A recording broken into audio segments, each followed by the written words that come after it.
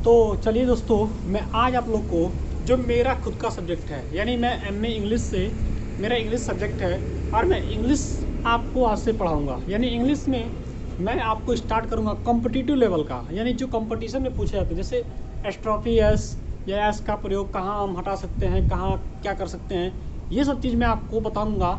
अब एक नाउन से स्टार्ट करूँगा। मैंने टॉपिक भी लिख दिया है नाउन। अब देखिए, नाउन को हम पहले जान लेते हैं कितने प्रकार के होते हैं। थोड़ी बहुत बेसिक चीज़ जान लेते हैं, फिर हम लोग पहुँचेंगे वहाँ पे जो हमको सीधे एग्जाम में पूछे जाते हैं। तो देखिए, नाउन हमारे होते हैं 5 प्रकार के, और कौन कौन से होते हैं इसको लिख लेते हैं। हमारा होता है proper noun, common noun, collective noun, और क्या होता है मटेरियल नाउन और एब्स्ट्रैक्ट नाउन। तो चलिए हम स्टार्ट करते हैं पहले प्रॉपर नाउन। प्रॉपर नाउन हम लिखते हैं प्रॉपर नाउन। दूसरा हमारा होता है, इसको मैं भी बताता हूँ। यहाँ देखिए, आपका मतलब समझिए कि एग्जाम वाला क्वेश्चन स्टार्ट हो चुका है। अब मैं आपको बताने जा रहा हूँ कि इसमें भी बहुत सारे मतलब ऐसी चीज़ें जो आपको कहीं यूट्यूब पर ना मिले या किसी क्लास में ना मिले, तो वो चीज़ें मैं ढूंढ के नोट करके रखा हूँ, वो चीज़ें मैं आपको बताने जा रहा हूँ। देखिए, तो प्रॉपर नाउन हो गया। आप देखिए इसमें क्या क्या आते हैं, एग्जाम्पल हम ले लें तो आप लोग जानते भी होंगे। इसमें आता है रवि, कुशीनगर, ठीक है, रवि कुशीनगर, और भी ले सकते हैं रहीम, लखनऊ, ठीक है, और भी बहुत सारी चीज़ें ले सकते हैं, ठीक है। यानी किसी का नाम, जगह का नाम, ये सब किस में आ जाएंगे, प्रॉपर नाउन में। तो ये तो बेसिक चीज़ें आप सब लोग जानते होंगे, लेकिन इसमें नया क्या है वो चीज़ मैं दूंगा, थोड़ा सा वेट करिए। दूसरा हमारा होता है कॉमन नाउन। तो कॉमन नाउन हमारे क्या क्या आ जाएंगे, बॉयज गर्ल, बॉयज गर्ल, ठीक है, बॉयज गर्ल, और भी आ जाएंगे एनिमल्स, एनिमल्स, यहाँ ETC कर लीजिए, यहाँ भी ETC कर लीजिए। अभी मैं चीज़ें बता रहा हूँ आपको, नया क्या इसमें ये चीज़ देखिए। अगला हमारा होता है तीसरा, क्या हो जाएगा, कलेक्टिव नाउन।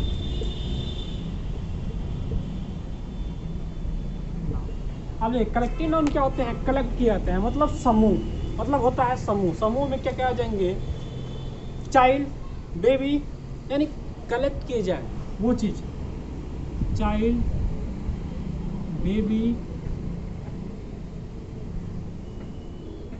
बेबी, और हम लेते हैं एग्जाम्पल और टीचर, ज्यूरी, टीचर,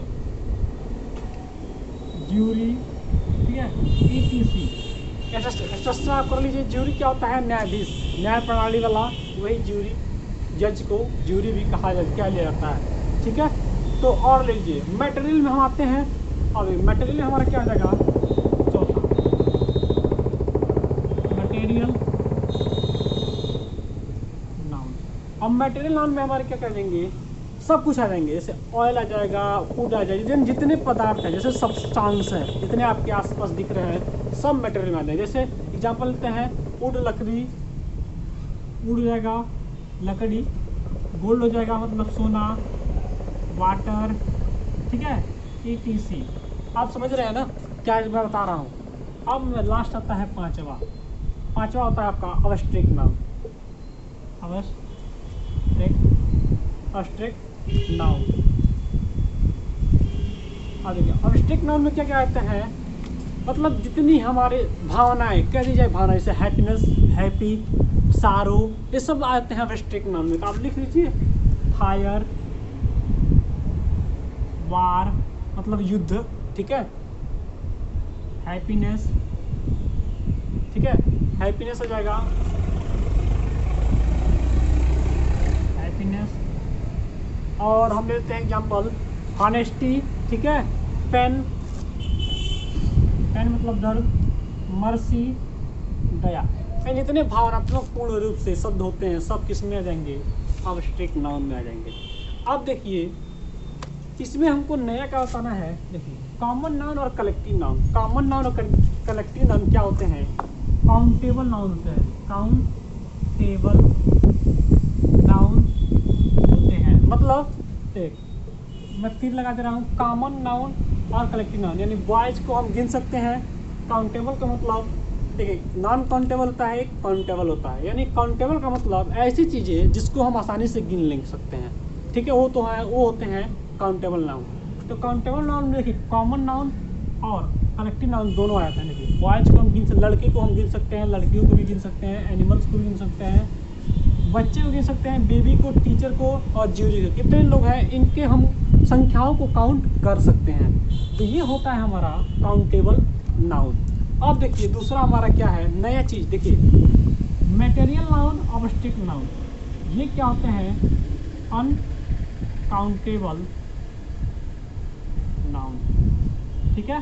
तो ये होते हैं अनकाउंटेबल, यानी इन चीज़ों को हम गिन नहीं सकते हैं। यानी काउंटेबल का मतलब जिसको हम गिन सकें, अनकाउंटेबल का मतलब जिसको हम गिन नहीं सकते। तो देखिए मैंने 5 प्रकार के बताना, देखिए मुझे आपको ये चीज़ ये बताना था, ये चीज़ आप सब जानते हैं, बताना मुझे यही था कि जो हमारा होता है कॉमन नाउन और कलेक्टिव नाउन, ठीक है, इसको हम गिन सकते हैं। तो ये होते हैं काउंटेबल नाउन। कॉम्पिटिटिव के दृष्टि से आप देखिए तो ये दोनों काउंटेबल नाउन होते हैं और ये दोनों अनकाउंटेबल नाउन होते हैं। अब देखिए मैं आपको एक चीज़ बताने जा रहा हूँ बहुत इंपॉर्टेंट, आप उसको समझिएगा बहुत अच्छे से। देखिए कुछ चीज़ों के अपवाद भी होते हैं, कुछ चीज़ों के अपवाद होते हैं, तो वो अपवाद मैं बताने जा रहा हूँ। इतना सारी चीज़ आप नोट कर लिए, क्वेश्चन कहाँ से बनता है वो चीज़ बताने जा रहा हूँ। देखिए प्रॉपर नाउन जो होता है, प्रॉपर नाउन में कहीं हम ए का प्रयोग करते हैं और कहीं पे ए का प्रयोग नहीं करते हैं। तो प्रॉपर नाउन लिख लीजिए यहाँ पे, प्रॉपर नाउन हेडिंग डाल लेते हैं प्रॉपर नाउन, और उसके बारे में मैं बताता हूँ। प्रॉपर नाउन के पहले ए या एन का प्रयोग नहीं होता है, ए या एन का प्रयोग नहीं होता है, ठीक है। अब ये नहीं कह सकते हैं एक कुशीनगर। एक कुशीनगर का मतलब एक कुशीनगर, वही भी हो सकता है कि कुशीनगर अदर भी नाम हो सकते हैं, चाहे कुछ भी, मतलब एक कुशीनगर मतलब क्या, दैट्स इट। मतलब कुछ अजीब लग रहा है ना सुनने में, तो हमको ये चीज़ भी, प्रोनाउंसिएशन का भी ध्यान रखना रहता है, ये सब चीज़। तो ए और एन का प्रयोग हम नहीं होता है, प्रॉपर नाउन में ए और एन का प्रयोग नहीं होता है। देखिए लेकिन उसे जब हम एडजेक्टिव के रूप में, लेकिन जब एडजेक्टिव के रूप में करें हम, तब हम ए और एन का प्रयोग कर सकते हैं, कर सकते हैं, समझिएगा। अब मैं दिखाता हूँ कहाँ हम लोग ए और एन का प्रयोग कर सकते हैं। जैसे हम कहें कि एग्जाम्पल में लूँ अगर एक, तो ही is A M K Gandhi, he is A M K Gandhi, वह एक क्या है, महात्मा गांधी है। तो देखिए यहाँ पे हम ए का प्रयोग कर सकते हैं। देखिए ए का प्रयोग हमने कहा क्योंकि महात्मा गांधी एक ही है, ठीक है, महात्मा गांधी दूसरा कोई पर्सन नहीं है, इसलिए हम यहाँ पे एडजेक्टिव रूप में, यानी एम के गांधी को हम ले रहे हैं एडजेक्टिव के रूप में, इसलिए हम ए का प्रयोग यहाँ पे कर रहे हैं, ठीक है। तो ए हमारा यहाँ प्रयोग हुआ। दूसरा मैं एग्जाम्पल एक और लूँ मैं, तो सी इज ए मदर टेरेसा, मैं लिखूँ सी इज ए मदर टेरेसा। तो ये भी देखिए यहाँ पे भी हमने ए का प्रयोग कर लिया। तो जाहिर सी बात है आपको समझ में आ रहा होगा कि ए का प्रयोग कहाँ करेंगे, एन का प्रयोग कहाँ करेंगे, और प्रॉपर नाउन में एन का और ए का प्रयोग कहाँ नहीं करेंगे। तो आपको समझ में चीज़ें आ गई होंगी। चलिए मैं कुछ चीज़ें और भी बताता हूँ। तो जो आपको इम्पोर्टेंट होते हैं, अब कॉमन नाउन में कुछ ज़्यादा नहीं कुछ होता है, कॉमन नाउन में बॉयज, गर्ल्स, ये सब चीज़ें होती हैं। तो जो अपवाद होते हैं मैं वही बताऊँगा। चलिए आते हैं हम लोग कलेक्टिव नाउन में। किसमें, कलेक्टिव नाउन में।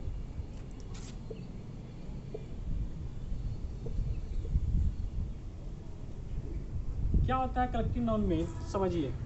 प्रायः सिंगुलर के साथ प्रयोग किया जाता है। कलेक्टिव नाउन प्रायः सिंगुलर के साथ प्रयोग किया जाता है, ठीक है।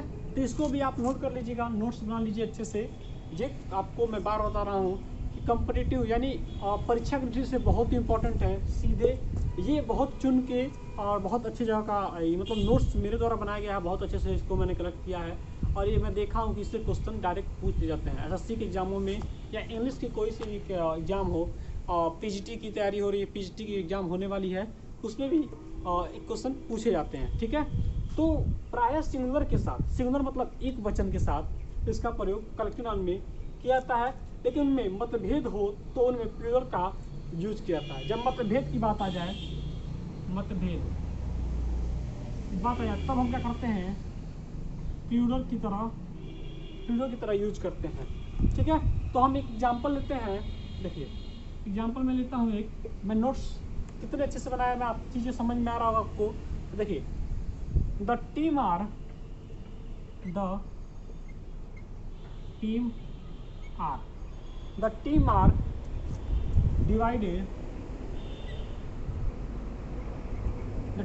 divided over the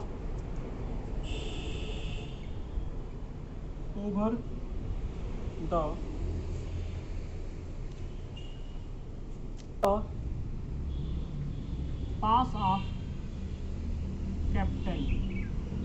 अब देखिए यहाँ पे आर हुआ कि इज होगा, यहाँ पे आर हुआ कि इज होगा। देखिए यहाँ पे इज नहीं होगा, क्या होगा, आर होगा, क्योंकि द टीम आर, टीम क्या है, यानी एक समूह है ना, बहुत लोगों का समूह हो सकता है, टीम एक आदमी से बनता नहीं है, तो वहाँ पे हम इज का प्रयोग न करके आर का प्रयोग करेंगे।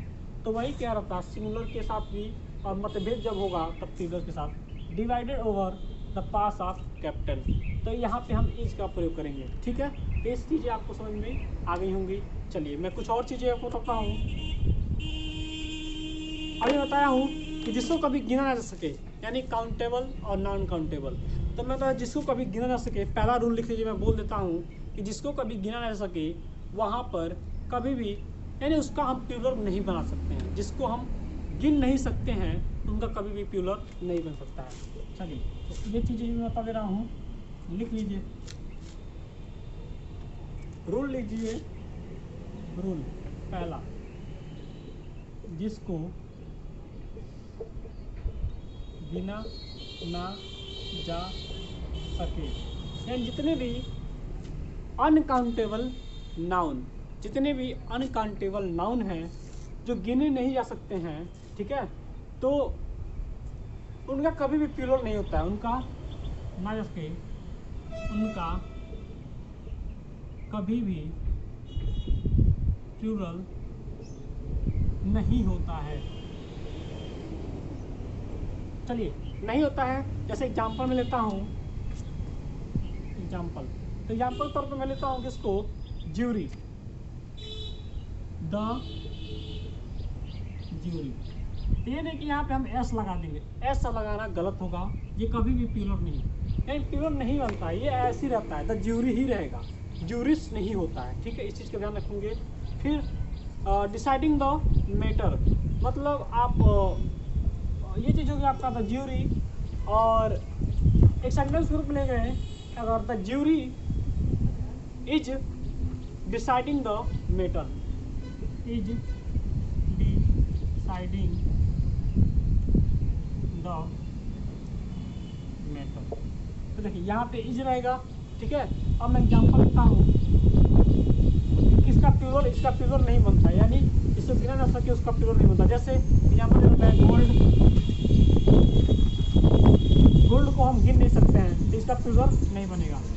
सिल्वर, ऐसे ये यानी ये वर्ड ऐसे लिख दिए जाते हैं, कई सेंटेंस में आता है गोल्ड सिल्वर, तो इसको ऐसे लिख देंगे। और भी लिख लीजिए वाटर, और आप लिख लीजिए मिल्क राइस,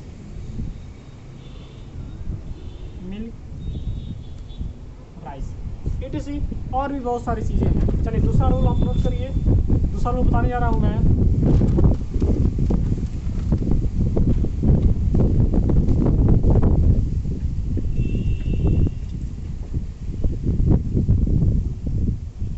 दूसरा रूल देखिए, अब देखिए जिसको गिना जा सके, सेकेंड रूल, जिसको जा सके उसमें यस लग सकता है। एग्जाम्पल हम लेते हैं, हम देखिए तो फैंस मतलब पंखा में यस लगा सकते हैं, फैंस से गिन सकते हैं ना पंखा को। और चेयर्स लग सकता है, इसको ऐसे लिखता है फ्रूट्स, और आपका हो जाएगा कॉइन्स।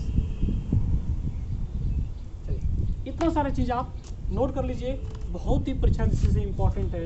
ये क्वेश्चन बार बार पूछे गए हैं, ठीक है। आप उठा के देखिएगा पीजीटी का पेपर या एसएससी का क्वेश्चन उठा के देखिएगा, उसमें इससे क्वेश्चन आपको जरूर मिलेंगे, ठीक है।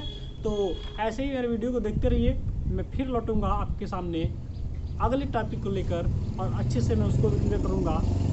नाउन, नंबर और जेंडर और क्या होता है, उन सब की चीज़ों के बारे में बताऊँगा। पोसेसिव केस, ये सब चीज़ें मैं आपके सामने ला के रखूँगा। थैंक्स फॉर वॉचिंग, धन्यवाद।